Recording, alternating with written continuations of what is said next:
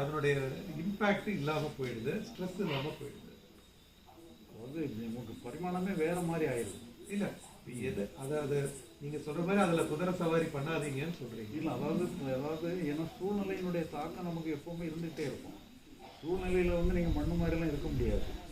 ஆனால் அதே நேரத்தில் என்ன ஒன்றாலும் வந்தாலும் ஓகேங்கிற ஒரு மனநிலை நம்ம அண்டர்ஸ்டாண்ட் பண்ணிட்டோம்னு சொன்னால் உங்களை நீங்கள் குறைவே சொல்ல மாட்டீங்க. இது வரக்கூடாத ஒரு எமோஷன் வந்திருக்கேன்னு உங்களை குறை சொல்ல மாட்டீங்க, அல்லது நல்ல எமோஷன் வந்திருக்கேன்னு சொல்லி உங்களை ப்ரைஸ் பண்ண மாட்டீங்க.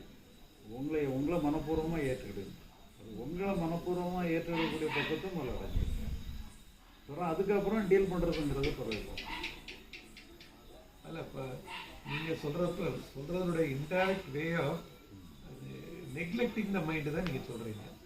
அதாவது மைண்டை சட்டை பண்ணாமல் இருக்கிறதுக்கான ஒரு ஒரு ஒரு டிவைஸ் சொல்கிறீங்க. அப்படி கூட எடுத்து